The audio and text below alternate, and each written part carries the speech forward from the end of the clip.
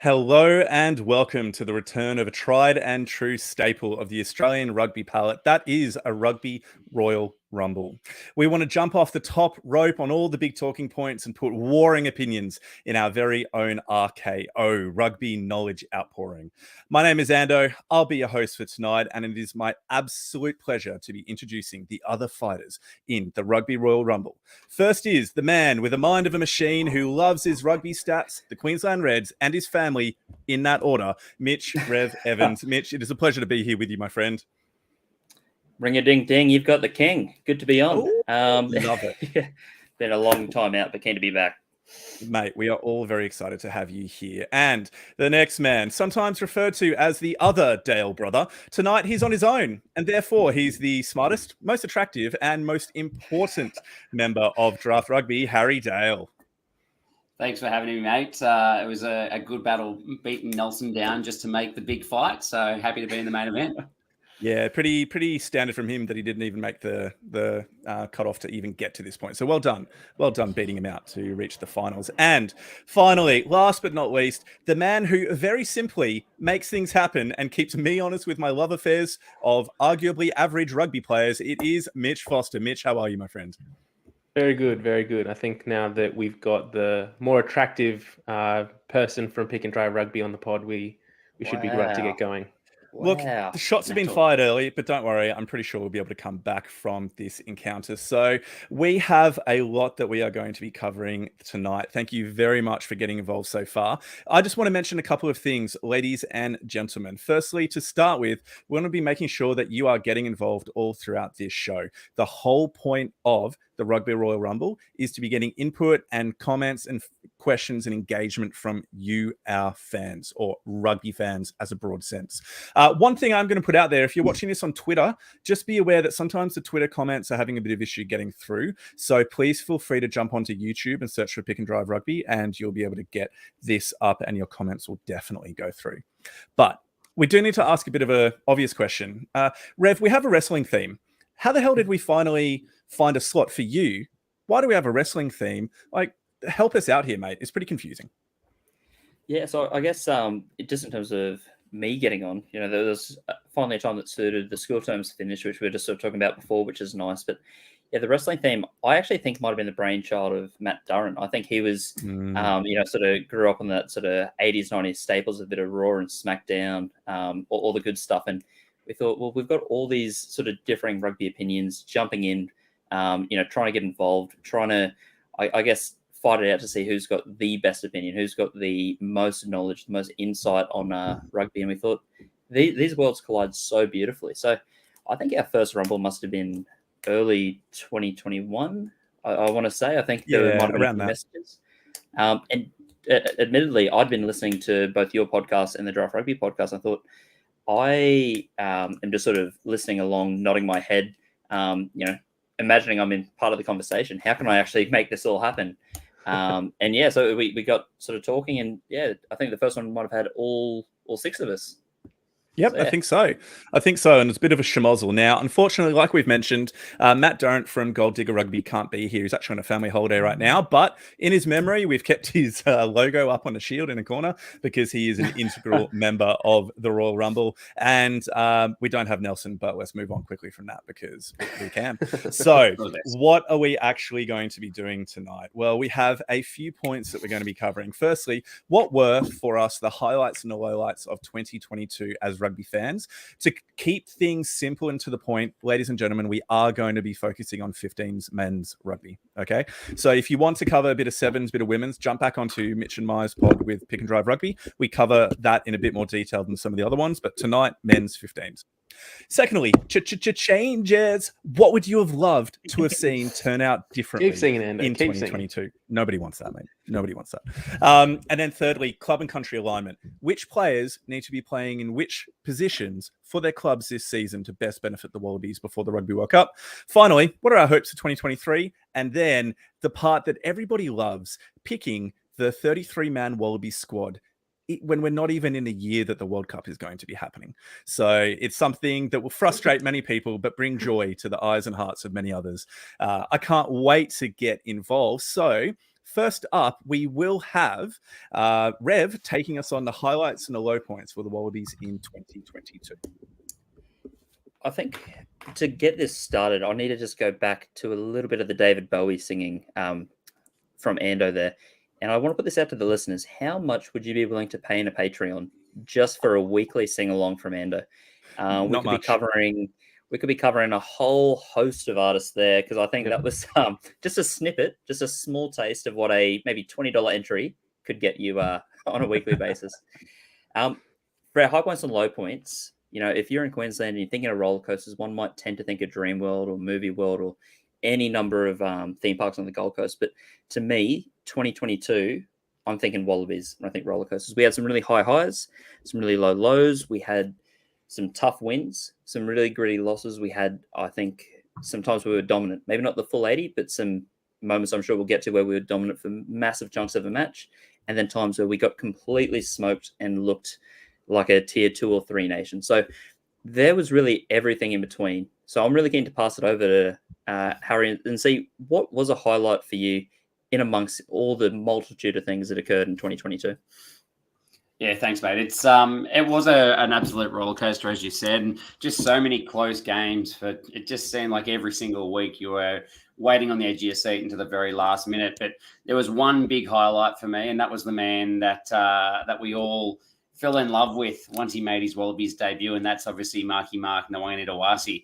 His rise through from not even making the 23 in the Waratahs at the start of the season, obviously featuring for Australia A, and then coming through and making a name for himself in Test footy has been remarkable. And it's probably the biggest positive I see for our attack in the World Cup is having someone of his stature, his ability in the air, and his X factor. I just think he's got to be worth a try in a quarterfinal, a semi-final, and a final. He's that good. So huge highlight for me is seeing him make a name for himself, and I really can't wait to see what he does next year as well.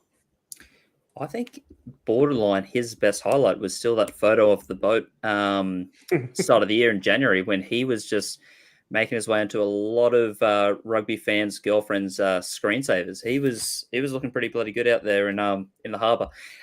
Mitch, what took your fancy this year as a highlight?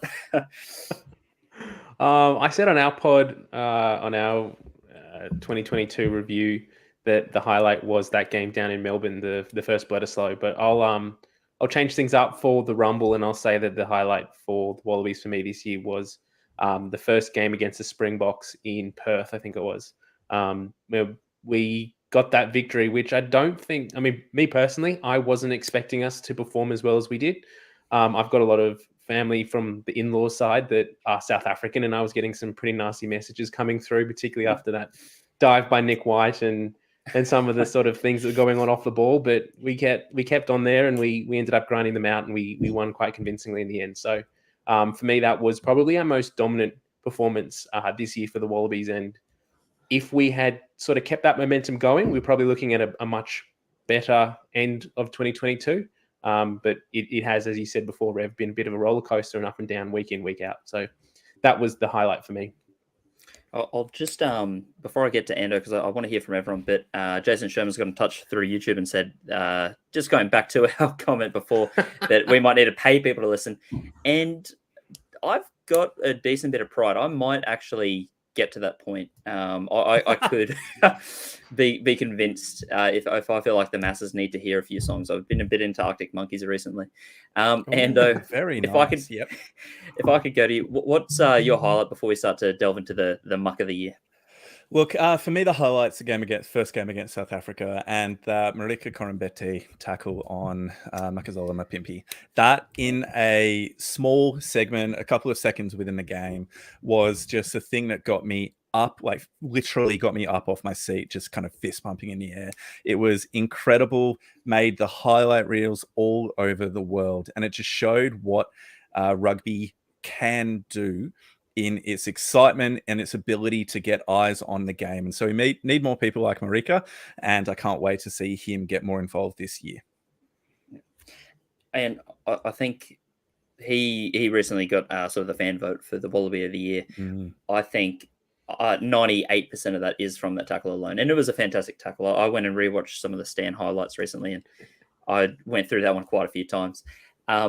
Some of the things we probably didn't rewatch too often will be our lowlights, the things that, we sort of were watching, between the fingers as we were covering our faces, because there were plenty of moments that I think brought a mixture of maybe embarrassment or mixed emotions to Wallabies fans. Harry, what's one for you that sticks out? I think going first it's the low-hanging fruit. It can only be one thing, and that is the team we selected and the result against Italy. And I had a bad feeling going into the game that we'd completely underestimated them and that they had a lot more class than maybe we were giving them credit for. I know that Rennie said this was his plan a long way out to give people opportunity, but that was the moment where I actually started to guess Rennie for the first time. He's had a lot of bad luck, but that was the first time I thought he's using the Wallabies jersey to groom people and try and grow people in Test footy rather than waiting until they're ready. Hugely disappointing result. First time we've ever lost to Italy, and definitely an absolute highlight for me. Yeah, it had a touch of the sort of Ian Foster, I guess, issues of 2021, 2022, where he was making all these records that had been never broken before, and as an All Black, they were pretty shameful. For a Wallabies fan, I think that one ranks right up there. Mitch, do you have anything that tops up? So that I just wanted to touch on that point too around that Italy game. That not only was it, as you said, Harry, it was difficult to see as the team that we selected, and this isn't the sort of selection time to be picking and choosing those guys to play that test. But disappointing as well, just that we weren't able to kind of ice it at the end there. So that's unfortunate too. But my similar to my highlight that I mentioned before is I'm going to say that second test against South Africa in Sydney. That's probably the most consistent we've been this year in terms of Wallabies. I think we made one change to if it wasn't the 23, it was definitely the starting 15. I think we swapped out Tate McDermott for Nick White, for Jake Gordon. And we got absolutely smashed by the Springboks, and we didn't fire a shot at all in that game. So again, it's that theme of 2022, that roller coaster of up and down. 1 week where we're putting in a great performance and pushing the world champs right to the end and getting a victory. And the next week we don't even fire a shot and we concede whatever it was, 15 or 20 points. And so that for me, some disappointing results throughout the year as well, Italy, but in terms of the consistency in selection and that we want to see that growth through a Wallabies team, that was the most disappointing part. Yeah, and I think there'd be a lot of people listening in that would have that right at the top of their list as well. And was there one other thing that we could mention before we switch topics? Yeah, look, for me, I just wanted to reiterate Ed Morton's comment. Low was definitely the game against Italy. I think we can all agree that was one of the really disappointing moments, particularly that end of season tour. But for me, it was just the inconsistency that the Wallabies displayed time after time. I don't mind if a team is building towards something, obviously, but it's when the performances vary so much week in, week out that it gets really, really hard to stay positive and to stay on the Wallabies bandwagon. Actually, there is no bandwagon at the moment, but to stay supporting and cheering on the Wallabies when you don't know what's going to happen week in, week out. So that for me is really just kind of the low point. It's that not knowing if we're going to turn up or not. And I think that's probably one of the issues we'll get to in one of the later segments, is just that consistency, that that uncertainty as you're watching a game, what is going to happen. The whole host of issues with that. The last one I just want to bring up before I quit hosting for a sec is Tim Foster coming through with maybe the best idea of the podcast so far. How about a Pick and Drive Christmas album release? I'm thinking first song we cover, Jingle Bell Ruck. We just changed it up ever so slightly. We get some songs out there. Look, guys, I think that's covered the highlights perfectly. Harry, I'll throw it to you. Yeah, man, I just wanted to say on that Christmas album idea, I only just found the old song Coco Jumbo. Na, na, na, Coco Jumbo. I'll keep going if you like it. There's actually a Christmas version, so I encourage you to go watch it on YouTube. That'll be my first song, without a doubt, on the album. Absolute highlight of it. 15 minutes in and we're 2 from 4 for singing. So one of the Mitchells will be next. We'll see who takes the cake. I'll warm up the pipes. Don't worry, it's coming. Yeah. All right, guys. Question number 2. You have the power. If you could change one result or issue that occurred this season, what would it be? And Ando, we'll throw to you to go first, mate. Probably Quade Cooper not getting injured. And being able to play more games than he has already, because I think that consistency at 10 is probably the biggest weakness that the Wallabies have at this point in time. So if we address that issue, then I think a lot of the problems that we've had so far this year will hopefully be addressed. Yeah, perfect, Matt. I think in terms of consistency and giving the chance for the rest of our backline to fire and gel as well, it would just make such a massive, massive difference to how we run things. And it just seems like we're very untested.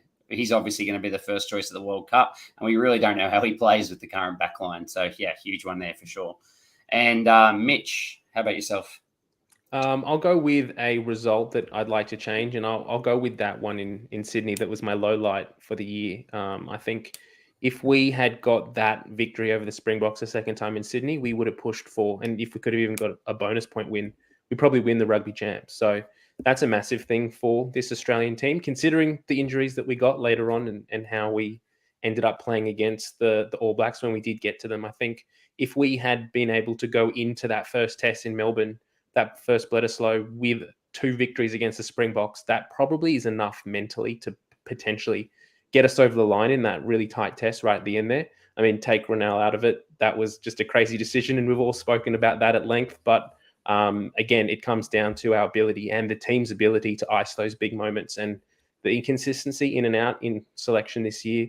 That would have been the only time this season we had gone back to back and won 2 tests in a row, which would have been a big thing for this team. Absolutely. I think you hit the nail on the head, Mitch. It does seem like we're just so close, and if something clicks and we can get a little bit of momentum behind us, it really does feel like it'll snowball for us. So absolutely, I think that would potentially, I mean, I'm just going to call it, would have won the Bledisloe, rugby champs, everything would have been game changer. And Rev, how about yourself?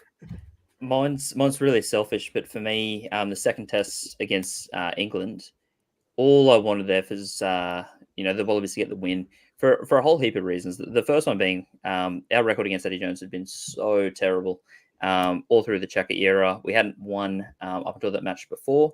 And I thought, if we can get the home series, it just sets 2022 up for such a promising sort of spectacle.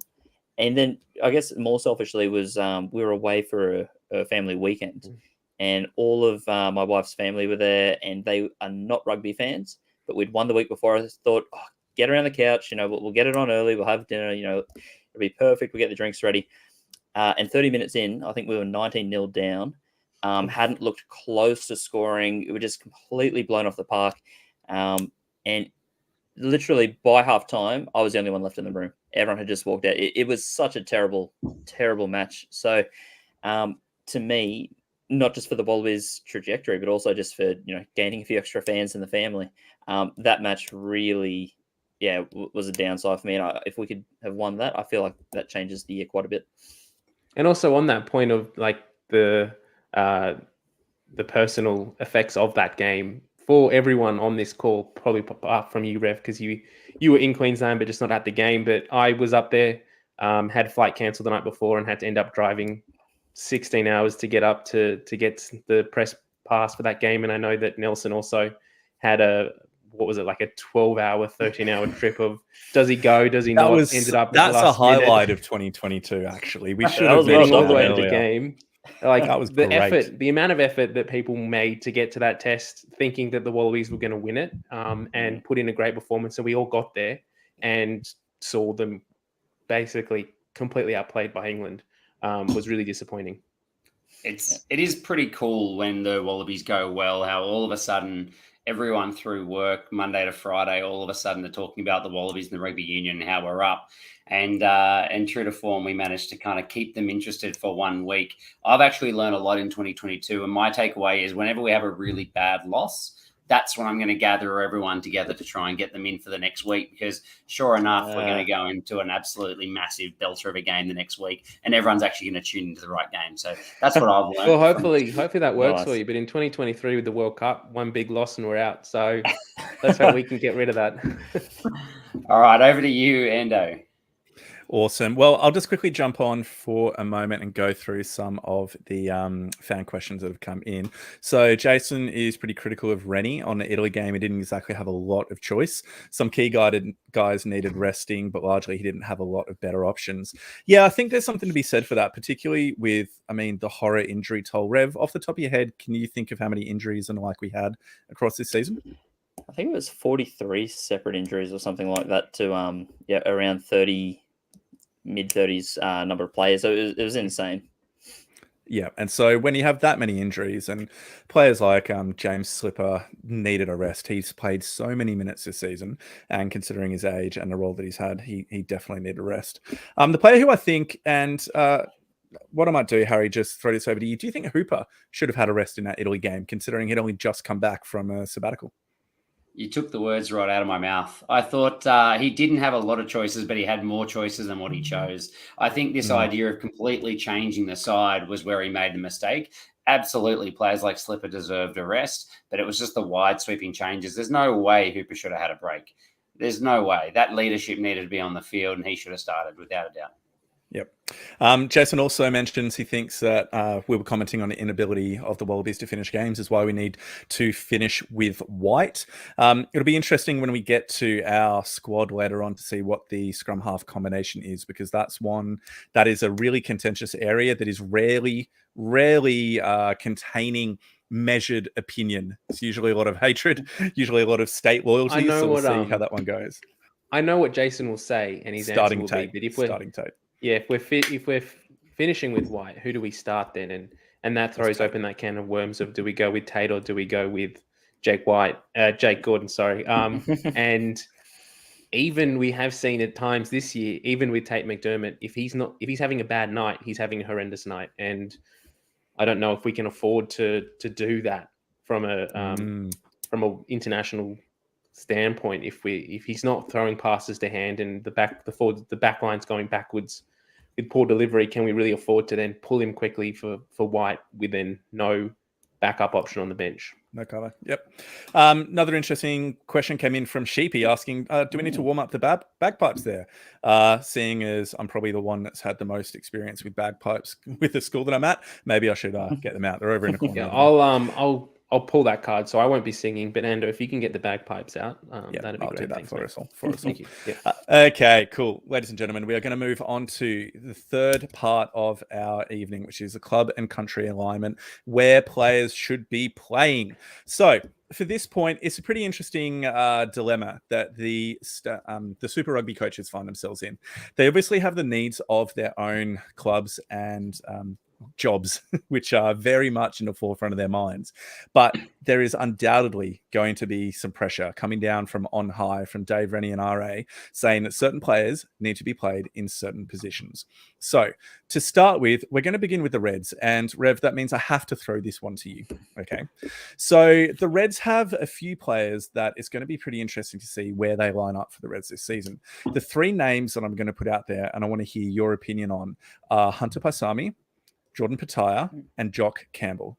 Okay. So where should those three be lining up consistently for the Reds and Super Rugby Pacific in 2023? The two of those I think are quite easy. So I'll go through those. Jock Campbell needs to be our fullback. I think that's his best position. I think if he's going to get more cracks at the Wallabies, that it'll be at fullback and nowhere else. So I think he is locked in there. Jordan Petaia, I think, on the left wing. And the reason for that being, I think Petaia and Vunivalu need to be our starting wings. I think Thorne's shown that Dungunu's gone down the pecking order, and in his whole career, Vunivalu's only played on the right wing in the 14 jersey. I think that's just kind of how that's shaping. And Petaia might not be, well, isn't a starting wing if everyone's healthy for the Wallabies. So I think it doesn't hurt to try and fill in that backup spot if Corin Betty's not available, if there's an injury or whatever. Just having someone that does fit that position, because when healthy, Corin Betty's picked, without question. So we do need the backup. It leaves Paisami, and I've tossed and turned a little bit. I haven't lost too much sleep, but whether we go 12 Henry and 13 Fluke and sort of Paisami in either position, I'm leaning to going Paisami at outside centre. Biggest reason for that being, I think with Karevi standout first choice, I think Lalakai Foketi's overtaken Paisami as our second choice 12. What I'd like to see is if anything will happen to Ikitau, or if we want to rest him during some of the easier matches in the pool games, it'd be nice to have Paisami sort of playing week in, week out there and developing from there. Plus, also for the Reds' point of view, it is nice having a second playmaker in Henry. He's a big body, but he's got a really deft sort of kicking game, passing game. And given we're losing, all the experience of Hamish Stewart, that's a nice sort of replacement. Absolutely love what Isaac Henry brings to the table, and I'm sad to see Hamish Stewart go because I really like him as a player. At least we'll still have him at the Force, but I am very happy to see what Isaac Henry can do with hopefully a full season in the starting 12 jersey. That'd be fantastic if it does come into fruition. Now, what we might do is move down to the divot, which is the ACT/Canberra, and start talking about the Brumbies, because there is a bit of a question about Tom Wright and his positioning for the Wallabies and Super Rugby Pacific. So he finished the international season playing at 15, largely due to injuries to the incumbents, but he played all right. He played all right at 15. I don't think he lit up the world, but I don't think he was shocking either, except for that one drop catch, drop kickoff. But aside from that, does he play at 15 for the Brumbies? Does Jesse Moggs start there? Where do we think things are going to lean on this one, Harry? Look, I think he has to. I think, you look at the makeup of the squad that we're going to get to for what our World Cup Tour squad looks like. And there's a few players that are locked-in starters that can afford to hold one position very, very well. I think Wright's not one of those. I know he started pretty much every game this year, but I still think he's probably on the outer if we have our best side fit. So for me, I would actually play him probably 50-50. I'd give him time to develop at fullback, but equally I'd make sure that he was sharp at wing, which is obviously his primary position. I think if he's going to be a chance to be selected in the 23 week in, week out, he needs a little bit more versatility. And I think his playmaking skills, I guess, have some real upside if he can get comfortable in that space as well. Yeah, good call. We've got Sheepy who's got in touch. I felt Noangani Tuase was better like-for-like replacement for Corin Bete on the left wing. I think he played fantastically coming off that left wing as well. So I think, Rev, that was speaking to some of your comments about wingers within the Wallabies setup. And Jason Sherman, just going back to our earlier comments, if we want to start Gordon, so be it, but we need White to finish games. Love the ideas and thoughts coming through there. Mitch, I might throw this one across to you. We're looking at the Rebels now. Okay, so the Rebels have Hodge. Go on. Come on, it's not that bad. It's Hodge and Kellaway. Where do they play for the Rebels, considering the needs of the Wallabies in 2023? Look, I'll start with Kellaway, and I'm going to go against what Harry was just saying with Tom Wright. I don't think Tom Wright is a fullback. I think he's a wing, and in my opinion, we saw that in that last game against Wales, that when Jock Campbell came on, who is an out-and-out fullback, he turned the game in our favour. That kicking duel that he had with Wales towards the end there, if you see the video that Squidge released on the Wales-Australia game, he goes into great depth on that. And that was really key, that Noah Alessio and Jock Campbell brought a kicking game that wasn't quite prevalent there without them on the field. So I think that's one area that Tom Wright doesn't have as nailed down. Going back to the Rebels, I'd like to see Andrew Kellaway as that backup fullback option. I think he's going to struggle to get a selection on the wing, and he's too good a player to come off the bench or to not even make a 23. So he needs to be in our best 23, even our best 15, I think. And so I'd be seeing him play fullback and see if we can give him some more minutes there. If he's a like comparison between Tom Wright and Andrew Kellaway at fullback, I'd be going with Andrew Kellaway any day of the week. Yep. All right. Good shout there. Let's go, Rev. What are your rebuttals or thoughts on what Mitch has just said? To me, I think Kellaway's still our best right wing. I think the form he had in 2021 was so impressive. I think he could be a really good fullback as well. But when I look at the Rebels team and their makeup, I'd kind of prefer Hodge at 15 because I think if he's going to be, making his way into the Wallabies squad, and I guess we'll discuss that pretty soon as to whether he does, I would prefer seeing him as a 15 option and Callaway on the right wing. I just think we saw the way he finished tries. He's got that, I guess, 2019 to 2020 George Bridge sort of feel about him, where he's just always in the right place, right time, and finishes things off really fantastically. He is a really smart rugby player, which I quite like. But all this will come down to, I guess, do we have a locked in or a better fullback option for the Wallabies? And potentially we don't. So if that's the way Ronnie's seeing it, I wouldn't be upset to see him at 15. I just think he's still our best right wing, and I don't know if he's our best fullback. Yeah, and that kind of comes into my opinions a bit about Jock Campbell and the way in which he's been treated, because you saw for a little bit last season in the Reds, he was shifted across onto the wing to provide an opportunity for Jordan Patai to play 15. And I mean, as Jason's saying, and I'm putting this up because I agree with him, is that 10,000% Campbell is easily our best pure fullback in the country. Rennie isn't having it probably because he's just not big enough. For me, Jock Campbell is essentially the Will Jordan of Australian rugby, with no understatement whatsoever, in that I think his absolute best position is 15, but he often gets played on the wing because he's also like a decent player on the wing. But if you actually play him in his preferred position consistently, then he can really show you what he does. Now, don't worry, I don't think Jock Campbell is as good as Will Jordan. It's just a fun line to say. But it's that same thing. Actually, yeah, that's a good little snippet that we'll be taking from this show. Yeah.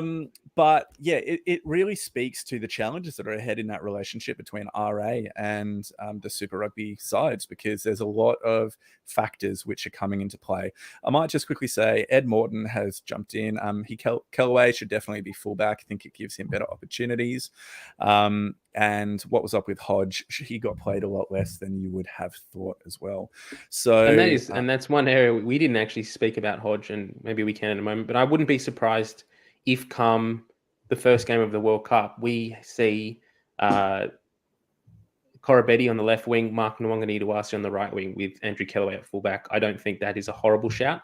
I think it's potentially risky to be putting so much pressure on Mark so far early in his season, but if he can have a great season, another year under DC, develop as a player, get better, and then can really, I mean, he's going to have rugby champs and whatever, at least a test against France to warm up before the World Cup starts.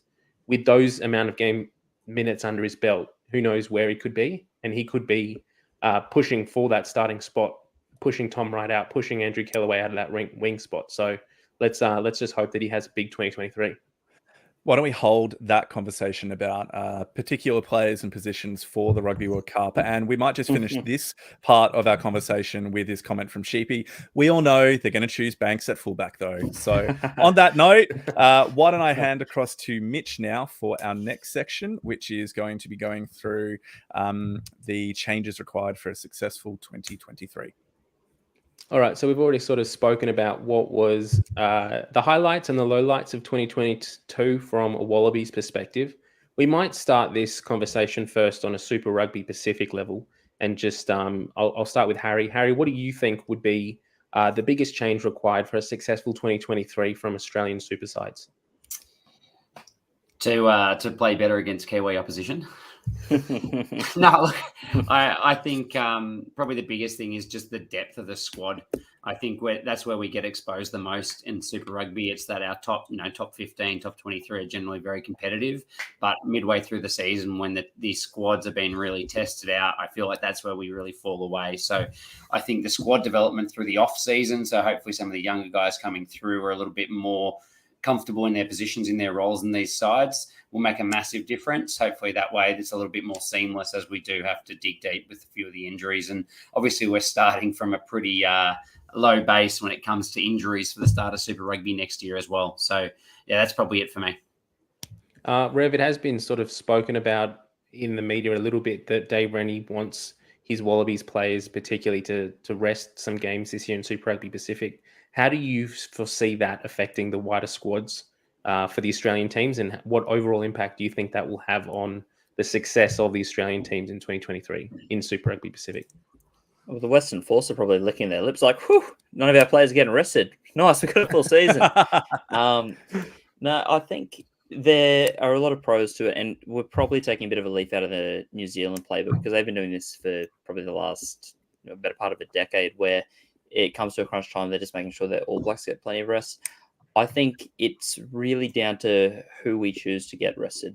I think if they elect to give Harry Wilson, Suli Vunivalu, Isaiah Parisi, if they're giving them minutes off just because they're a Wallaby, that doesn't really mash with how many minutes they've played. I think players like Slipper, Valentini, unfortunately, the top 8 sort of test played were all Brumbies players, so they're going to be quite heavily rotated. To me, I think the outcome of this is probably going to be, for the Wallabies, it could be really good. We might be a bit fresher, but in terms of Super Rugby, I think it probably benefits the Waratahs quite nicely. They've got a lot of Wallabies players and a really strong 23 if all healthy, but not that many of them are, sort of nailed on Wallabies at the moment. So that gives them quite a good chance to go quite deep in this competition, I think. And Ando, just on that wider point of what are the biggest changes required for a successful 2023 from the Aussie Super Sides? Is there anything that immediately jumps to mind for you? Look, the thing for me is just that collaboration and connection between the Wallabies and the Super Rugby Pacific teams. I know I just spoke about it earlier, but that's really, really important. If we want to have a successful 2023 from a Wallabies perspective, we need the right players getting the right amount of game time in the right positions. And that can't happen without alignment between the Wallabies and the Super Rugby teams. So if that is in order, then I'll be happy. And I think that will benefit both the Wallabies and the Super Rugby teams moving forward. Now, if we focus more on the Wallabies in general for their 2023 season, Australian rugby, and their success for 2023, Harry, what changes are you sort of highlighting as necessary to get us the best and most successful campaign we can have at Rugby World Cup next year? I'm actually going to echo Andy on this one. And I was saying that, we need better alignment between club and country. I think it was Checker who was known to have a blow up at the start of every test season saying his players aren't fit enough. So he grilled them in a hard preseason block before they went and they played their first test match. Seems like Dave Rennie's gone and done the exact same thing this year. So despite all this talk that we have better alignment than ever, there still seems to be this inability to manage the fitness levels of the players. And, while part of that is inevitable that they're going to be losing a little bit of fitness at the end of a Super Rugby season, just from the toll that season takes, they definitely need to work on the strength and conditioning to make sure that our players are able to finish games in as strong as a possible way. And that's going to come down to, the S&Cs working together through the entire program. So that's the big one for me. And Rev, as Harry was just alluding to, the injury toll that we had in 2022 was outstanding and record-breaking. Is there any changes you'd like to see in that area, particularly, that you can highlight for a more successful, maybe more players on the field for more minutes in 2023? Yeah, I guess with that, it's going to be down to what the strength and conditioning coach is doing and what that element of training is looking like.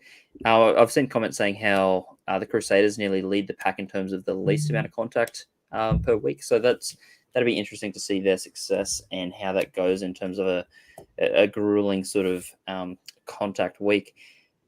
To me, though, I think the biggest change, if we're talking about the training, would need to come in just to the line-out coaches and the people that are, in charge of the hookers and locks there. I think if we're going to go far in the competition, our line-out, just how many games were we sort of, smacking our faces because we were looking at Fainga, throw something over the top of everyone or missing everyone completely. As Waratahs fans, I'm sure you're all lamenting Tom Horden missing the chance to beat the Reds in that sort of, was it barrel? Too soon, we haven't gotten over that yet, mate. Yeah. But there's just so many times where Australian hookers are just making it really hard for fans to buy into them because they keep missing the basics. And I think, to me, we've got about 11 or 12 hookers that have had, Wallabies or Australia A representation in the last 3 years. If they're just throwing lineouts accurately, they're probably booking themselves a ticket. So that's all I want to see happen. Now, I will come back to you, Ando. I'm not cutting you out, but Jason Sherman has asked a question of Harry. He said, here it is. Is it possible that Rennie and Check are just expecting more than what's possible from the S&C and the player development? I mean, we're not inside the camp, so we don't know what the benchmarks are that they're looking at. But I would have thought that, albeit, this is their first test coaching gig, so they haven't had to deal with a squad coming together at this short space of time.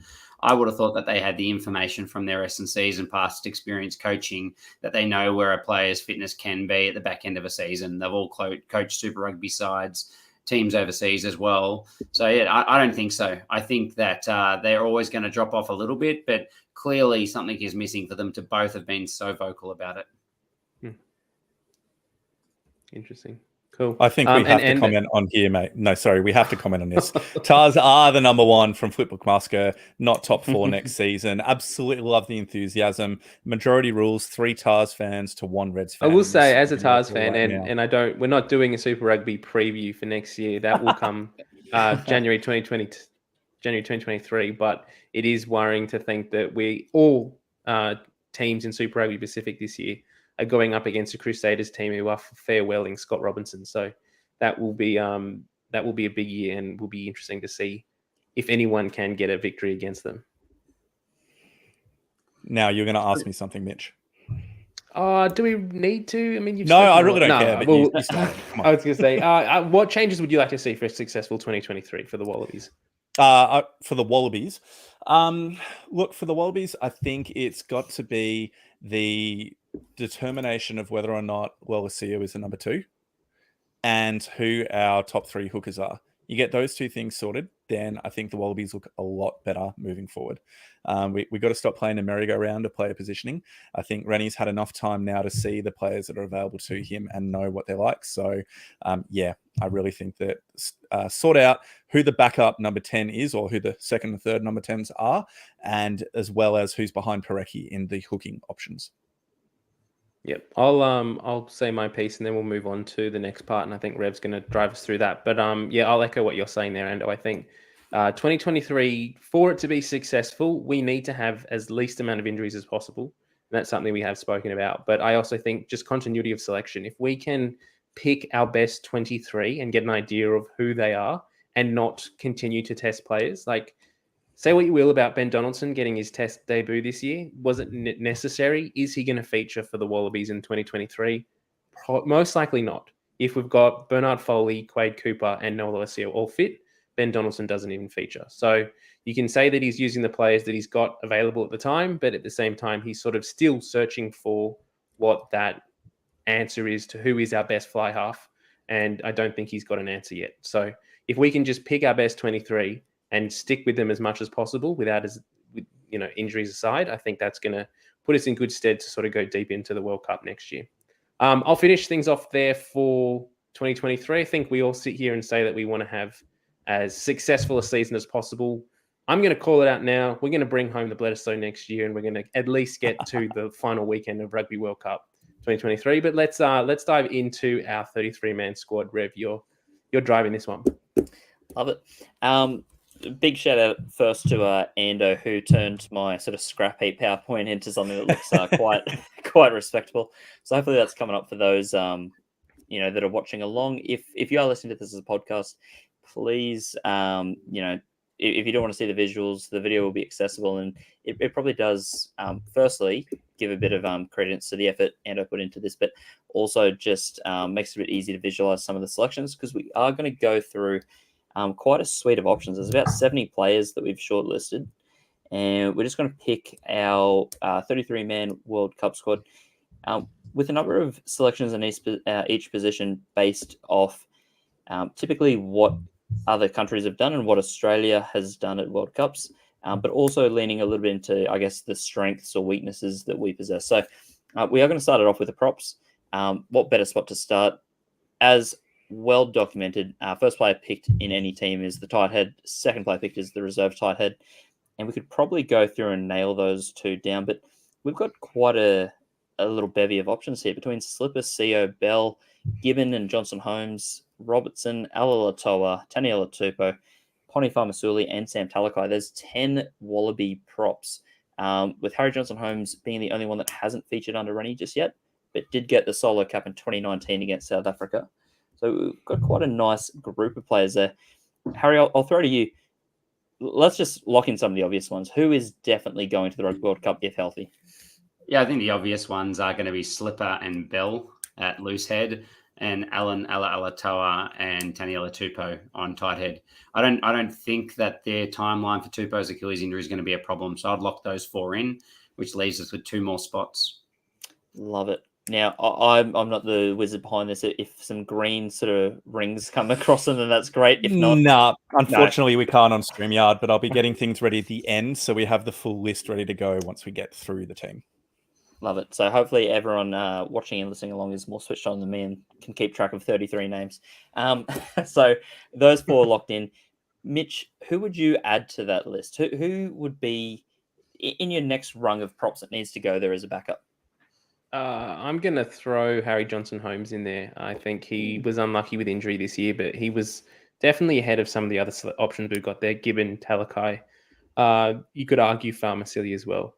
So if it weren't for injury, I think he does get a few minutes this year for the Wallabies, but obviously he did pick up, I think it was that foot injury or that ankle injury, so he didn't feature. So I'm expecting a big year in 2023 from HJH, and I wouldn't be surprised to see him push for some selection.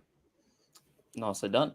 And already a bit of a cat amongst the pigeons, because I don't think Johnson-Holmes was in my 6th pick, but this is the beauty of doing this as a group. We get we get a range of opinions.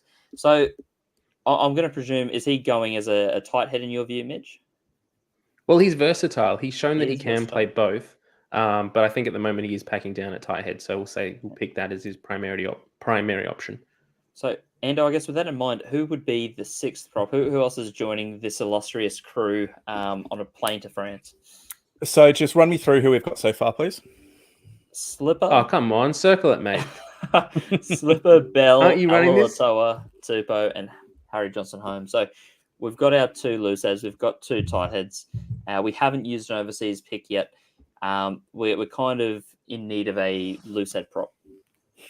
Yeah, cool. Look, this is really, really hard because Pone has the physique of a player who could do an incredible role in international rugby, but he just hasn't had the consistency of body of work. Non-injury. He hasn't had that body of work. Yeah, he's basically just been getting injured every opportunity he has to get injured. So he hasn't got that time. Tom Robertson underwhelms me. I like the guy. Seems like a great bloke, but he just hasn't performed particularly impressively for the Wallabies this year. I love Harry Johnson-Holmes, but the challenge with Harry is that he just hasn't got enough game time for the Wallabies. So can you really pick a player based off one Super Rugby season? And maybe 3 or 4 matches that he might get onto the bench, maybe. Well, I mean, Sam Talakai got a debut after how many minutes? Yeah, injury enforcement though. Just injury. Yeah. That was pure injury. So yeah, look, mate, I genuinely don't have an answer for this, and I'm going to let smarter people who know more about. I will just say one thing, one thing while we get through this World Cup selection. What grounds are we going for with the Giddo law? Are we throwing that out? Slather. Are we saying that we can pick anyone that's available? Yeah. Okay. Open slather. Yep. It's got to change, right? There's too many good players that Rennie has been leaning on overseas for him to only be allowed to pick 3. He's trying to force their hand, surely. Yeah. Why don't we reverse engineer this, guys? Why don't we go who's definitely not coming? Assuming everybody's fit. Talakai's not coming. Yep. Good. Yep. And I think everyone else is in with a shot because Gibbon impressed. I see Jason Sherman's commented in with justice for Harry Hoopert. If he weren't injured, I think he would be, really pushing for that spot with Gibbon. But I think if we've got Johnson-Holmes as a tight head, let's just lock in Scotty Seo, the big dog. Yeah. And that way we get a 70 test prop with plenty of experience. Otherwise, we'll be here all night. Let's keep going. Yeah, a more than handy replacement. And Cheapy's just asking if we had a backup if we can't take CO. Personally, I'd just put out there that's probably Robertson. Then his ability to play both sides. Yep, I would agree. And we do need to move to hooker because this is really a bit of a laundry list. Like we've got the same number of options here as we did for prop, except we're taking half the amount. So when we look at our hookers, we've got a whole heap. 4 of them played for us this year in Parecki, Fainga, Lonergan, and Pollard. Last year, we also added to that list Jordan Ulesi, Tolu Latu, Bren Pangaromosa, Conor McInerney, and Feleti Kaitu'u.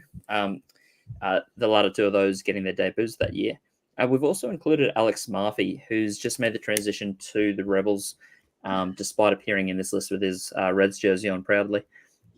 He's been probably at times the form Super Rugby hook a bit with injuries and let's just say state biases. Hasn't made it into the Wallabies just yet. So we've got to pick 3 hookers. Mitch, you're the loose cannon who's making the wild call. So I'll let you pick first and get it out of the way so we've got a safe option. Please don't say McInerney. All right, well, we'll lock in Ulesi then. No, just kidding. We'll go Parecki. Parecki, nice, safe, and I think we'd all be in agreement that Parecki makes it on. Hooker is a challenging position though. So Ando, this isn't as straightforward as it seems. Who would be the second hooker that we lock in for this trip? Who do you want to see go on board? Look, the problem is you have this lens through which you see all overseas players, in that you remember them for what they were, not what they are right now. And so I think of BPA, Brendan Pangaromosa, as a good Wallabies hooker who didn't always have the best throw, but was passionate, was a better thrower than Fainga'a, pretty good around the park, decent on the ball, and did a serviceable job as a Wallabies hooker. So if I base things off that, then yeah, sure, I'd be going BPA, but I haven't seen enough of his play over the last season to know if he should be the player or if he is the player that he was. So I'd be hoping for BPA, but I mean, I can't lock that in. I do like at least that he's getting the mention. I think if we were to hypothetically lock in a Parecki and Pangaromosa combo, that's quite juicy, quite tantalizing. Harry, a lot of pressure on this one because Dave Rennie hasn't been able to do it. Can you pick a third hooker for us? Yeah, piece of cake. Looking forward to it. Look, I think that the man that's going to get picked third, 2023 will be his year. You know, he's had a lot of people standing in his way for game time, meaning that we probably haven't had the opportunity to really show exactly what he's got. But the Brumbies starting hooker for next year, Nos Lonergan, is going to be playing big minutes ahead of McInerney. Obviously, Falau Fainga'a has moved on. So I think he's just going to grow into the jersey next year, and I think he'll lock his spot above Falau Fainga'a because of that as well. I absolutely love it. And I think... is it possible for us to put in like an asterisk for that third selection and say, well, this position is pending 2023 Super Rugby Pacific form? Because if we had that, I think we've got Lonergan, Pollard, Kaitu'u, Latu, and even Murphy all potentially pushing for that third spot. There's so much competition there, right? Like Kaitu'u now has competition for Inga. You got Pollard who has competition from McInerney and Lonergan. Like I think it's probably not a World Cup year that you're going to see one of the guys that are the second or third player deep in their squad really come through.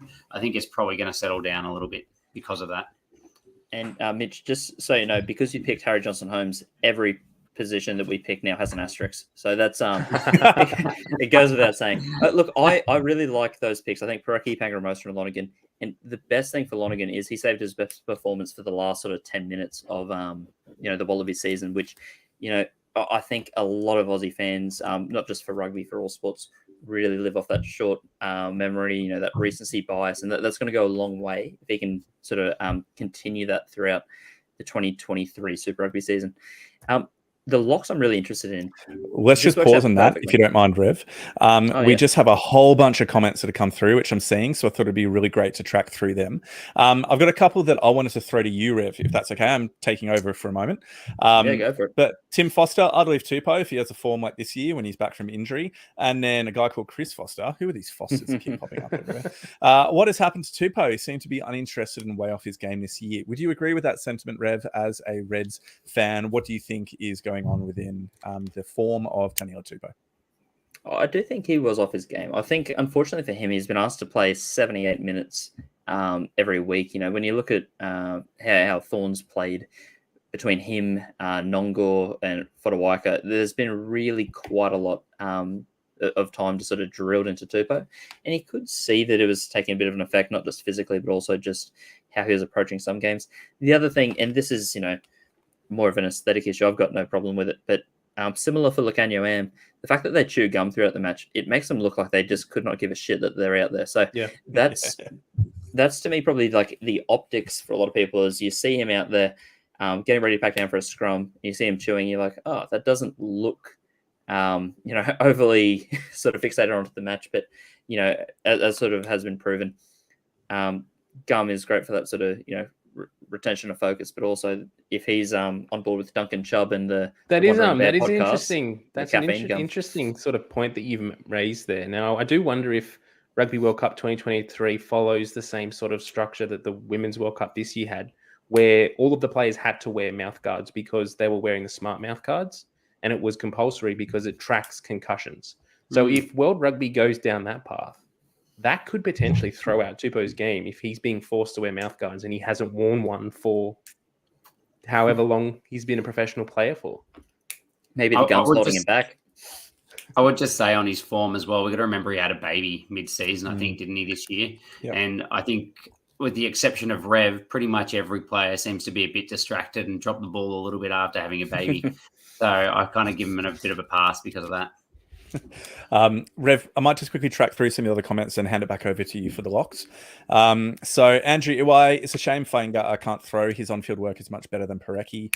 Angus Pickering, no Fainga'a, he can't throw. Again, Pickering, I reckon Kaitu or BPA. Ed Morton suggests Parecki, Lonergan and Kaitu. Then we have Neil, Lonergan and Pollard for me. Tim Foster, Parecki and Latu will be 2 and 16 at the World Cup. And then Julie Neighbour, as a Force fan, hoping Kaitu has a great season and makes it back into Wallabies. I agree. I just think that there's going to be a massive taking minutes off each other from Kaitu and Fainga'a. So I'm not sure if any one of them is going to be able to shine because they're not going to get the game time that they need to really push that spot to be the third hooker chosen, I think. And then lastly, Jason Sherman, Asiata, if he can throw well enough, 100% should be in the squad. Rev, back over to you. Yeah, look, there's a lot of hookers. And as has sort of been touched on with this, the whole notion of this is we have more than potentially these 10 players here that all could potentially make it to France. But I think at this point we do have to, go with people that have been tested. And as much as I'd like to see Murphy get involved, as much as I'd like to see the Reds sort of throw out one of their 3 hookers as a last minute bolter, I do think it is going to be the people on the list. Now with the locks, I do like this. There's 4 of us. We're picking 4 locks. We're all going to get 1 each. I might save myself for last just so I can make a bold call if needed. And I'll go to you first. Who would you like to lock in as one of the Wallabies locks? The question is, who do I want to lock in or who do I think is going to get locked in? Which one, Rev? Come on. Who do you want? Nick Frost. This is our Rumble, Ando. Yeah, it's our Rumble. Dave Rennie's Rumble. This is our Rumble. Yep. And if that's it, then Nick Frost is my call. Nice. I love it. You got to get it in early too because, you never know who's going to be left on the board and if he's going to be taken by others. So we got Frost locked in. Harry, take it away. Who's joining him? Skelton. Love it. So we've got tall timber and wide timber. So we've got 2 absolute behemoths already in there. Mitch, who are you adding to that list as well? I'll add Caden Neville. Fuck. Why? So who are you going with? Why? Well, mate, out of all the players that you're picking Neville. You're killing me. All right. Okay. He was the only person I had crossed off as like, okay, we won't even consider him, so that's good. Hey, he made the squad, Bolter. He made the squad. Oh man. Well done. All right. Well, this blows it. So who's getting left out for Neville? Well, I mean, realistically, Arnold and Rodder are absolute, superstars. They were, the linchpins of our 2019 campaign. But I can't go past my favorite, and now it's not even going to seem like a bold call. But Matt Phillip, he's my favorite. He's a workhorse. And look, that only looks stupid because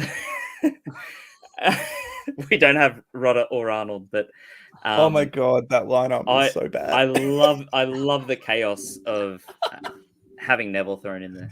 Okay, this is And good. you know what? It's only Well, chaos because realistically, I'd already picked Frost, who is a bit of a maybe Yes. call anyway. So now Yeah. we've got a maybe call with somebody that Mitch really needs to defend his choice over. So let's go. Come on, Well, why? Let's because hear it.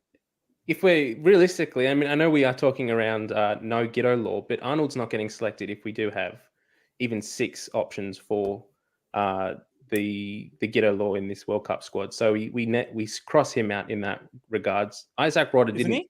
play Really? at all. Like he's not getting picked in the top 6 overseas players. Well, if we're picking Skelton, you can't pick Skelton, Arnold, Yeah, you Corabetti. He Karevi, can. Cooper, Karevi. Ramosa. That's it. That's a 6.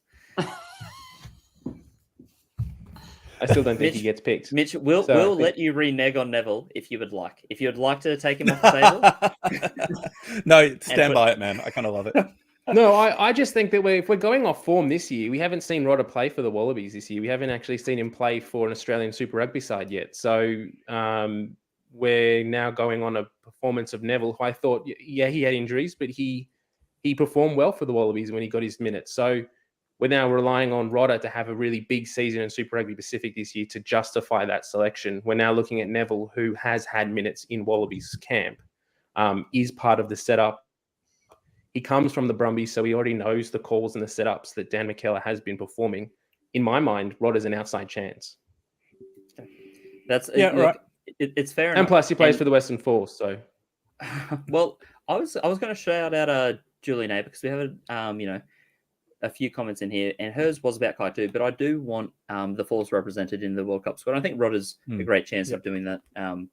For the men out west. I do also want to shout out Ed Morden. He's probably got close to what I would probably have considered as my 4 locks. He's nominated Frost, Skelton, Rodder, and Phillip. But look, all these 8 options were included because they were genuine options, and Frost, Neville, Skelton, and Phillip is as mighty as they come. So I think no skin off the teeth of having those 4 selected. Now, come on, we're throw getting up Andrew's comment. Let's get some support for my call there. Oh, Andrew Get it up, Andrew. has said Neville wasn't flashy, but got through a ton of work. Yeah, Yep. but He got through a lot more work that's than Rodder support. did. Matt Phillip does that, but better Yeah, in Phillip my view. does But that better. that's fine. Look, the only reason I included Phillip in it, I have to defend him all the time in my group chat, is because he's Rennie's most used lock. I think when we go through the list of all the players Rennie's used, I think Phillip is right around the sort of 10th most used player. So he's definitely got a bit of favoritism in the squad already. But look, let's go to the back row. I don't think Who's going to pay me out when Neville gets selected for the World Cup next year? Hey, look, there's nothing wrong with him getting I- selected. I hope It's we don't just- have that many injuries again, to be honest, to prove it right. Yeah. And The you know only what? reason why Neville is a chance is because of the injury toll. If we don't have those injuries, he's nowhere near a Wallabies jersey. So yeah, if the other players come back into form and stay clear, Mitch, your bold prediction I don't think will come true. Now, You hope. I'm very scared now because we've got a lot of positions left. There's still so much room for upset calls. Can we get Mitch Let's- to go first, please? Yeah, please. I will, and I think let's knock off 2 at a time. Let's go through this. I'll sort of stay in the background. I'll let you guys pick 2 each. Mitch, which 2 of these back rowers need to be on that plane? All right. Which way do I want to play this? No, I'll go with Hooper and Samu. Nice. Both those guys in. I love it. Hooper and Samu, and I think anyone not including those 2 seriously needs their head checked because they are absolute superstars. Harry, who else should be on board with them? Do I have to select out of the ones on the sheet, or can I go wider than that? Oh, we're going off the sheet. I love it. You can, but just note that if I don't like the answer, I will mute it. Go ahead. If you could put Andrew's comment up on screen for everybody, then that'll help me a lot. Wow. All right. So for those who are not able to view and are just hanging on bated breath for what was said, Andrew has gone touched on YouTube and said, Tom Hooper was amazing at number 6 during Super Rugby. He'll be great as a lock/6 hybrid for next year. I completely agree. I just think he's born to play Test footy the way he plays the game, and I also think that our 6 options are all going to be kind of secondary line-out jumpers as well. I think Holloway is probably the leading 6 at the moment. And then I was tossing up between Hannigan, Leota, and now Tom Hooper as well. And I just think if there's one bloke who could force his way in and really make a difference, I actually am not overly convinced by Leota and Hannigan's time in the jersey. So I'm going to go Hooper as my backup 6 option. Nice. Who was your other call? Holloway. All right, so we've got Hooper and Holloway. So 2 Hoopers, a Holloway, and a Samu. Mitch, you'll be very pleased to know you're not the only one with a shocking call so far. And let's round it out because we're missing an absolute superstar as well as, at least one, big pick to come. Who rounds out your back row picks? Oh, it's got to be Ned Hannigan and Charlie Gamble. No, that's a joke. So for me, Ned Hannigan has to and be Gleeson. Ned Hannigan and Gleeson. Yep. Valentini. So Valentini is obviously the name that we haven't mentioned already, and he's definitely in the team. So yep, for me, he's there. Beyond that, I'll just say a couple of the players who will not be there in my view. So Langy Gleeson, no, he's not on a plane whatsoever. Charlie Gamble, no, because he hasn't had the time in Wallabies jersey yet. And he's a bit too underdone at that top level. McMahon, absolutely not. He was really poor, I think, when he did get a chance this season and didn't kind of show a level of commitment that I would want. Again, looking to it from the outside, it looked as though he didn't have the commitment to playing for the Wallabies and chose club over country. Swinton has had too many injuries and the like. Leota has been good when he's been on, but also is a bit injury prone. So it's pretty hard. Now, I did skip over Harry Wilson because that's a challenge. And I've got one spot left within who I can pick, Rev. So how much is this worth to you, mate, for me to be picking Harry Wilson? Look, I actually was about to say I like your process of elimination. I think you've probably gone through the same omissions that I would. It's kind of left, what is it? Hannigan, Wilson, McBride as the options. McBride and Wilson, yep. Yeah, and look, to be honest, I would not turn my nose up at any of those. I think they would all offer something to the squad. Yep. I think we need an out-and-out 8 as a backup to Valentini. So for me, because we've had Tom Hooper picked, I disagree. I would have picked Hannigan. But with Hooper there, I can't pick Hannigan because they're like and like. Yeah, I know. We all know. So I think I have to be picking Wilson here. So our back row is Holloway, Michael Hooper, Valentini, Wilson, Samu, and Tom Hooper. Love it. And how good is that? We've got a bolter from off the sheet. So if you're watching along, do not adjust your screen. Do not check your glasses subscription. There is no Tom Hooper on the list. Harry has gone from left field, and we absolutely love it here. I'm expecting Ando to have it up on the final sheet, though, right? He's furiously working in the background to make sure it's added to our squad. I've got my pen out doing my best drawing of him right now. We'll just stick that up at the end. Look, I think hopefully this one's going to be a bit more straightforward. Now, for those listening along, we've got 5 scrum halves listed as our options. We're going to pick 3. You might think 5 scrum halves. What are they talking about? We've got White, McDermott, and Gordon. Ryan Lonergan has been playing Aussie. Who the hell is that 5th? We have included Tawera Caballo, ex-All Black, who has put his hand up, having played under Rennie at the Chiefs, just as a bit of a, maybe left field call, just in case they're after someone with World Cup experience. But, I'm going to go to the safe spot. Now that Harry's overtaken the throne, Mitch, you're my voice of reason. Help me out. Who's going to be the first scrum half that Rennie hands his ticket to? I'll go with Caballo. No. What are you doing to us, man? What are you doing? Nick White. Nick White. Look, and I think the obvious choice, it really needs to be on board. And this is really probably a straightforward pick. Harry and Ando, am I right in assuming that McDermott and Gordon are the other 2 that get on board? Or Ando, is there enough of Absolutely. There's not enough that Lonergan could do to sway you that he might be that 3rd man on? Oh, look, it depends on the location and he takes me out to dinner too. But if that was the case, I'd probably be saying Lonergan. But if not, I think it's White, McDermott, and Gordon. Lonergan's time will come. Absolutely love it. Question: while we're on the scrum halves for you guys, do you think we've got enough depth with McDermott and Gordon and potentially now Lonergan that were Nick White to pick up an injury this year, we can still surpass that in the World Cup? I think it's a chalk and cheese. Nick White is by far and away our best international scrum half. So no, I think McDermott and Gordon are both good backup halfbacks, but I don't believe either of them can replace Nick White if he's injured. I think we'll lose a lot. So he's probably the one player out of our World Cup squad next year that we can't afford to lose through injury. There's a few one players, but yeah, he's one of them.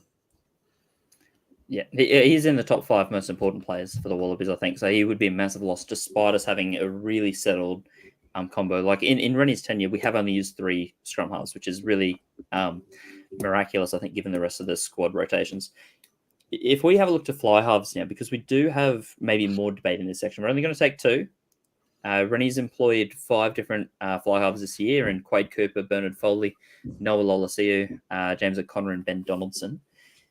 We haven't included any of the other young guns that are toiling their way through Super Rugby at the moment, but obviously there are quite a few just in that sort of next cab off the rank category that people might be thinking about. With this, a lot hinges on injury and a lot hinges on Super Rugby form, I would imagine. Who gets picked from this crew?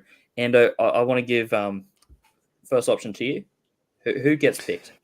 Quade Cooper. That's my shout. I'll do the sensible one to start things off, and we'll see who gets decided for the second option. Very sensible. Harry, who joins Quade Cooper? Strap yourself in. Ben Donaldson. Look, I was thinking about this, and I actually did go back and forth. I think not Foley, first of all. I don't think that he offers enough of a plus, other than obviously his experience, which if Quade Cooper goes down, I think Foley would be brought into the squad, but I wouldn't pick him in my initial squad. So that means I'm basically looking at Lolesio, O'Connor, and Donaldson. I believe with the Waratahs roster next year that they're going to have a cracking Super Rugby campaign. I believe that Lolesio isn't really impressing Rennie. He's not doing what he wants because he's just shown it with his non-selection so much. So I think one of the big shot calls for the test squad for the Rugby World Cup is that Donaldson's going to be our second fly half. Wow. That's massive, but I love it. Moment of silence for Harry's last brain cell. No, look, as I do want to stress, because we've made fun of a lot of the picks so far. All the names here are included because they are genuine options, and Ben Donaldson is a genuine option. I know both Harry, yourself, and Nelson have been pretty vocal about the fact that Lolesio has benefited from the fact that he's had a really all-star pack in front of him. And Donaldson, if given the same amount of time and with the same pack or the same consistency of the pack, maybe makes a big difference. Sheepy's come out with an absolute gun with Will Harrison, nearly a forgotten name of Super Rugby, just given his injuries and a bit of shifting to fullback.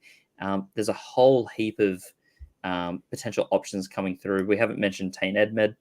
And obviously the elephant in the room, as Niall brings in, Quade's Achilles injury is going to be the big issue. So one of the things that is probably worthwhile, I think Quade and Foley wouldn't be in the same squad together. I think it's one or the other if Quade doesn't come back in time. Ben Donaldson is a good shout just because he is really talented. I think he's got a great boot on him. I think he looks like a controlled and smart player. But yeah, I mean, this has sparked probably the debate. There's so many options here, and we're so unsettled that the guy with, was it just the one test cap? Okay. 2. Yeah. Has he got 2 because he came off the bench Yeah. the last 5 minutes. You can see that. Yeah, so the guy with just 2 caps is riding the reckoning. Centers, I'm so nervous to even ask now because I think centers should be straightforward. I was saving all the weight of expectation for the outside backs, but maybe the centers aren't really straightforward as I was thinking. So we're going to elect to choose 4 centers. Jeez. There might be a lot of people thinking, well, we could probably go 3 and free ourselves up another outside back, but just typically what has been done is 4 centers in a squad of this sort of size. So I'm thinking we'll go back to the lock method. We all get to pick one. Mitch, I will give the reins to you to start us off. And now, Harry, you're going to be second as well because I can't trust you guys. I know there's going to be a wild call somewhere in there. I'll go safe. Mitch, who would you like to see picked out of this crew? I'll start with Karevi. Nice. I think everyone will have Karevi on board. I'd say arguably the best back we have if everyone's available on the planet. And his centre partner will be Ikitau. Love it. How goes that? So everyone listening will have those two penciled in. Absolutely. From here, it could get a little bit murkier, at least if not for the people selected, but maybe the pecking order. And who would you choose to accompany these guys? I want you to have a bit of a challenging one, so I'm going to pick Lalakai Feketi. Very nice. So with Feketi chosen, it does leave Paisami, Parisi, and Simone. I'm going to rule out Simone just because he's playing overseas, and I think we're not going to waste a overseas selection if we don't have to. Mm-hmm. And when it comes down to Paisami and Parisi, it's really tough because I love the fact that Parisi offers the ability to play on the wing and does give us that extra outside back cover. And Paisami, I don't think we've seen the best of him in 2022, but the fact that he's played 20 odd tests under and he does make me think he's in with a shot. So I'm going to be very, very undecided with this, but I'm going to say Hunter Paisami. We haven't said a lot of Reds names on here just yet, but I do think Hunter Paisami does have a nice little set of combinations with some of these players. He's played outside Karevi. He's played inside Ikitau. He's been around these players quite a lot, and I think he's a really handy player to have for those games against Georgia, for those games against even Portugal, just because I think we need someone that can fill those roles. And if we want someone that can play probably equally well at 12 or 13, he does give us that. Yep, good call. Now, the bit that I'm really concerned about, because I just don't think we're going to get anywhere near what I'm thinking. And narcissistically, this whole exercise has just been how far are we straying from what I think is the right pick. But we're going to select 5 outside backs. We've got 10 on offer. There's quite a range of out-and-out fullbacks to wings to hybrids. We're choosing between Tom Banks, Jock Campbell, Andrew Kellaway, Mark Nwanganita-Wase, Jordan Pataya, Reece Hodge, Tom Wright, Marika Corambetti, Suliasu Vunivalu, and Curtly Beale. I believe all of these guys have played this year except for Beale. He was involved in the squad for the Rugby Championship, but sort of just as injury cover while he was sort of nursing himself back. But he is a 95 test wallaby and does provide a heap of experience. Now, this is really tough because as we were already talking about, we haven't settled our fullbacks and we're not really sure who gets ourselves in there. So I'm going to let some of the fighting ensue. I'm going to take Corabetti off the table. I'm going to pick first and just get him out of there because he is absolutely our first pick and probably the only locked-in outside back in a set position. Rev, can I suggest that you pick 3 players that are definitely going to be in the outside backs and then leave us to fight over the remaining 2 spots? I'd love to do that. I'm so glad you asked. I don't think that. Okay. No, I don't think that's fair. But anyway. All right. So my 3 absolutes: Marika Corambetti, Andrew Kellaway. There's only 2 absolutes, I reckon. I think we should fight over 3. Okay. I'm happy to let you guys do that. So I'll put Corambetti and Kellaway. If there is a squad selected without those 2 and they're healthy, then I'm going for the All Blacks. All right. Pulling on that Kiwi heritage. Yeah. Thanks to Dad's mum for being a Kiwi. I can always call on that. And who would be the first name you want to elect to jump on board with these guys? Because this is going to be contentious. And there's some names I have fingers crossed and praying are not selected. For me, I'm going to actually do the reverse and get rid of a player from selection if I'm allowed to have that veto power. I don't think Suli Vunivalu should be on the plane.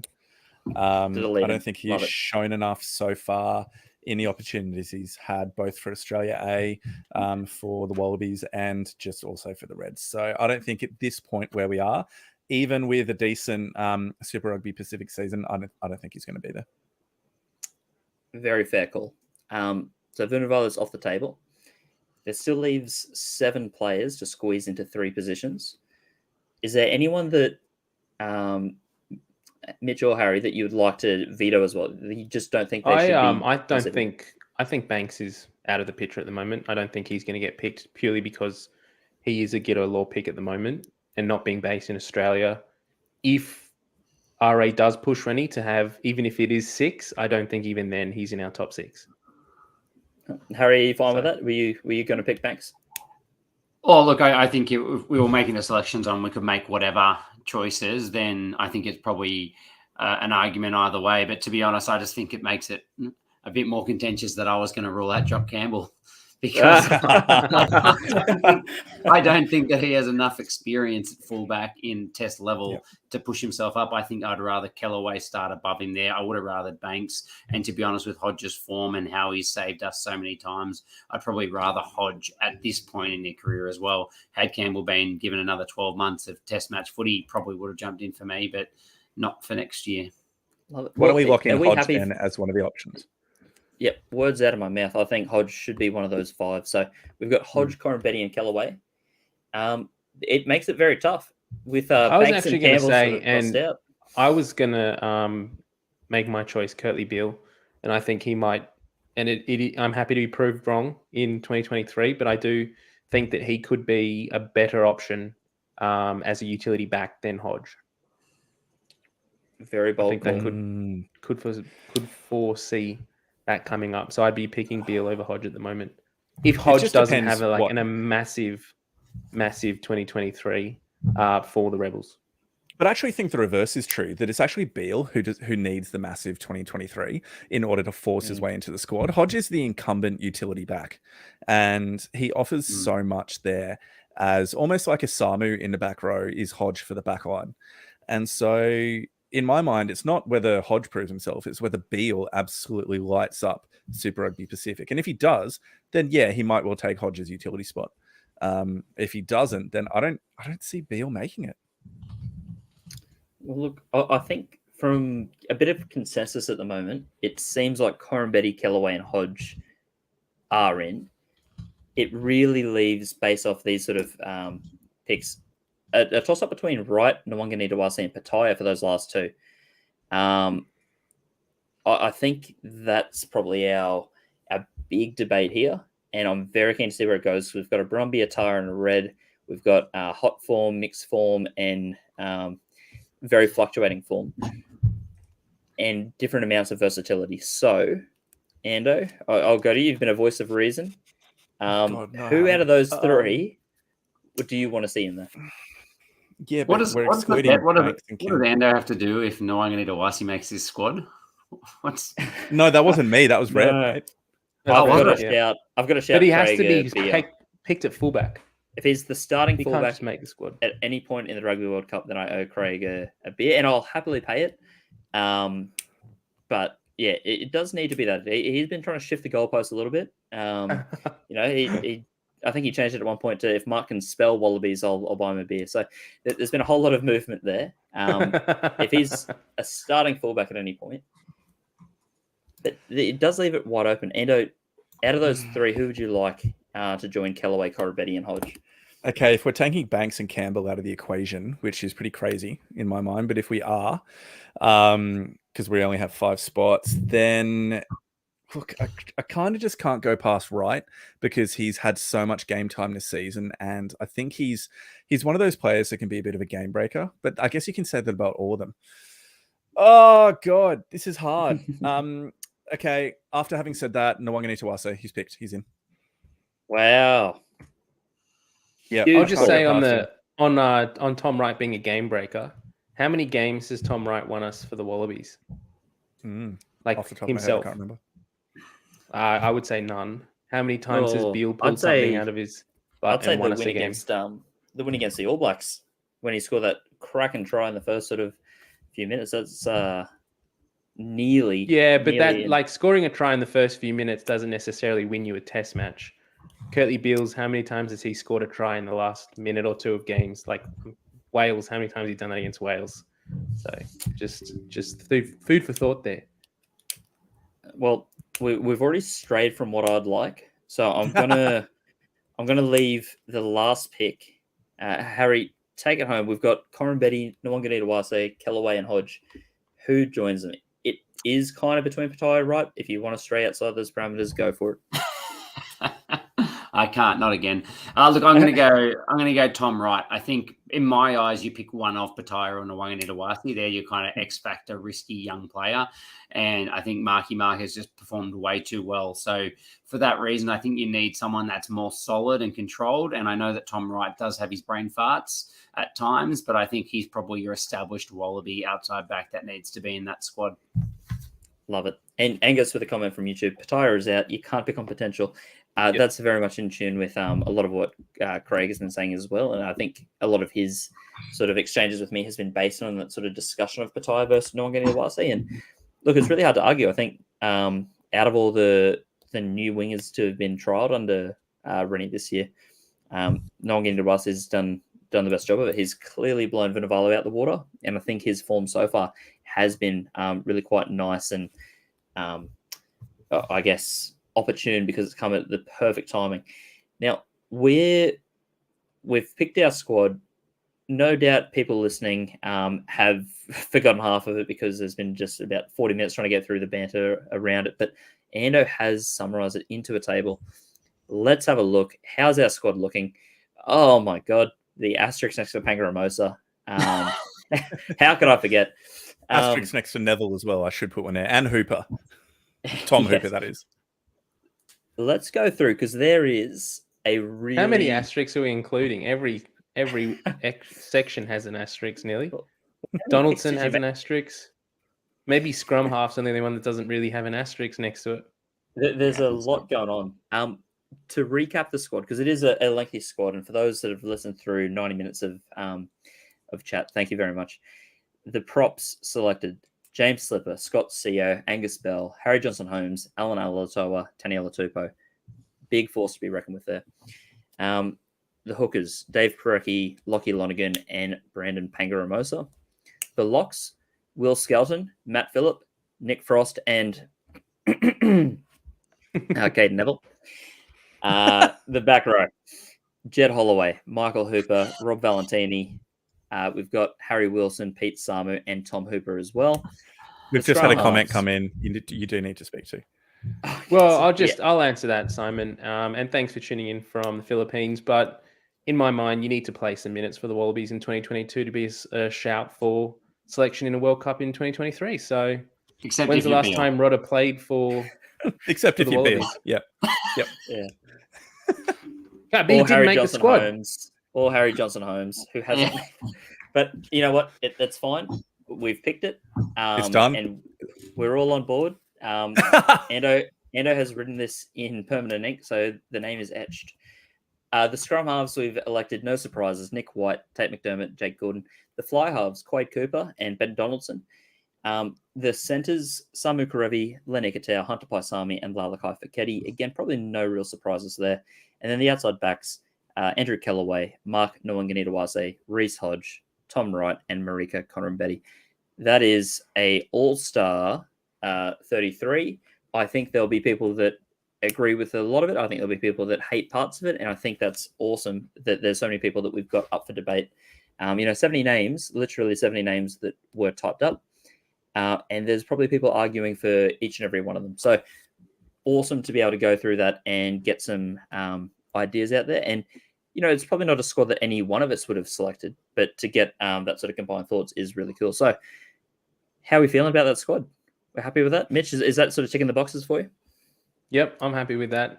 Throw Curtly Bill in there. More Waratahs, the better. And we've got a World Cup winning squad on our hands. Very nice. You just shut down. No, Harry, the pick of Ben Donaldson was not that bad. Don't worry. And your thoughts, because you were sort of running a lot of this stuff behind the scenes, and maybe some of the picks, sort of caught an eye as typing them in or backspacing the other names. How do you feel with that 33? Yeah, look, I think it's there are some pretty big calls. Like I honestly understand Mitch's argument about Caden Neville's inclusion. Disagree, but I understand where he's coming from. But for like Harry Johnson-Holmes, Hooper, Donaldson, there's some pretty big calls and untested international players that we're saying should be in a Rugby World Cup squad. And between the three of them, they have 3 caps. 3 caps between 3 players that we're saying should be in a Rugby World Cup squad. So just based upon experience, I question those calls. But, and I think not having Tom Banks or Jock Campbell within our outside backs is pretty light on for fullback cover, but it's challenging. It's challenging. The parameters that we set ourselves made this a contentious decision making process. And that's fun. That's fun. So it's what makes it enjoyable. I mean, realistically, it's always difficult to pick a World Cup squad a year out when we have no yearly form to pick on. Like the selection panel has the luxury of picking this World Cup team in July, August next year, and starting to really get a good picture of who they're focusing on, and then take stock of injuries and then make and announce the team. Whereas we're a year out. Some of those selections there are potential based, and like you said, Ando, some of them are probably unfounded at the moment. We're hoping for big seasons from them, but when you compare them to the alternatives of who is going to get in over them, do you then start to look at whether the potential of what these players can bring in 2023 is over what the players that are currently in there and getting selected bring? And the beauty is no one can blame us for being passionate. You know, in the heat of the selection, there's players that have caught our eye and we want to, make sure they're represented. And the nice thing is, I think all these players show that, with the names left off, with the names selected, we've got a really strong squad when everyone's fit and available, and that we can go quite deep in this tournament.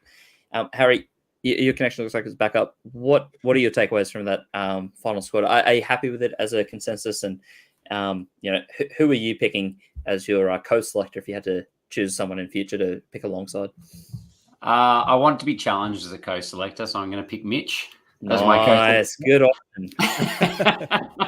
No, look, I am really happy with it, and don't get me wrong. As you said, I wouldn't have picked the exact same squad as if it was myself. But I think the biggest takeaway from me is you can see the positive side to all the injuries the Wallabies have had over the last couple of years, and there's genuinely 70 players there who I don't think they would look out of place in that Wallabies squad. And I really think that pretty much every single one of those players would have done a job. I talked about Tom Hooper and why I selected him. In the end, I was actually looking at the other 6 options like Leota and a couple of the other guys you had up there, and they would all do a pretty similar job. So it's a hotly contested squad. There's going to be a fair few players that are very good quality players that aren't making the team, and I think that's always a really good sign. Yeah, absolutely. And look, for those that have listened through, we now have been live for 90 minutes. Please get in touch. Please comment along with who the outrageous calls were, who you agree with.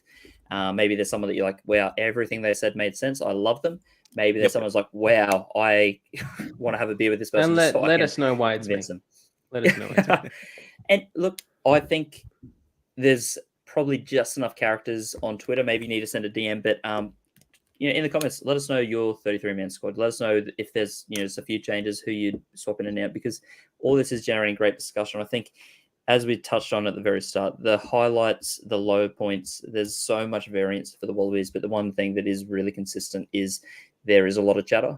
I do feel like, especially Twitter, but on all social media, there's still been a really nice sort of select group of people that are, tuning in each week, getting involved each week to go through everything that, revolves around the Wallabies. And the more chat around this, the more sort of we can get this out there, the better, I think, because people talking rugby is always a good thing. I do want to also just say before we wrap up that we have had some technical difficulties with Twitter. I think Anna mentioned at the beginning that our Twitter comments weren't coming through to us. So if you were watching on Twitter and you weren't able to get your questions through, we do apologize for that. We're not just choosing to ignore you. I did just say, sorry, this just came through on Twitter that Dave Rennie, looks like only a new account, has said, wow, Rev, handsome bloke, and looks like he could be fly half material. Here's my number. So I've got to deal with that because that's pretty good news for me. And I think it's on that bombshell that we should probably wrap up, shouldn't we, mate? I think so. Mitch, is there a song you'd like to sing to see us out? I know we've had a few people sort of dusting off the pipes. I thought I handed my card in for Ando's bagpipes, so Another time, my friend. Another time. Tim Foster is asking, when will the Pick and Drive Christmas album come out?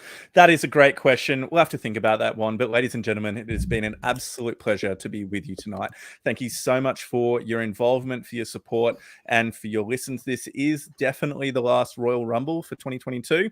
And for Pick and Drive, we are going to have one more podcast coming out this week, which will be very, very exciting. So make sure you keep your eyes tuned. Rev, it's been an absolute pleasure. Where can people find you if they want to hear more of your dulcet tones?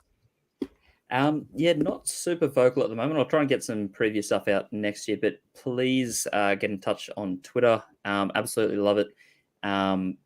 Anywhere from the completely sane to the absolutely deranged. I love seeing the comments come through. So if you are a I won't even voice the channels, but if you're one of the pages that is just an absolute stirrer, I embrace it. I love it. So please make my holidays all the more entertaining.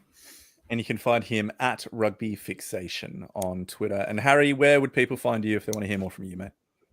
Yeah, we're probably most active on Twitter as well. We do have a Facebook group and an Instagram page as well, but definitely Twitter's the main channel. You can follow me. I think I'm just Harrison Dale 88, very generic on Twitter.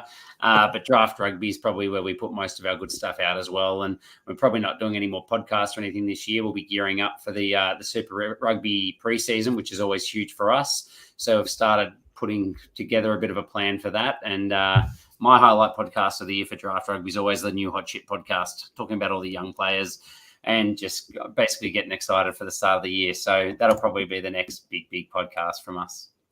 Very exciting. Well, Mitch and myself, Ando, you can find us both on Pick_Drive Rugby on Twitter and all major platforms. It's been an absolute pleasure. Thank you so much, ladies and gentlemen. Have a wonderful week, and we'll catch you next time. Bye.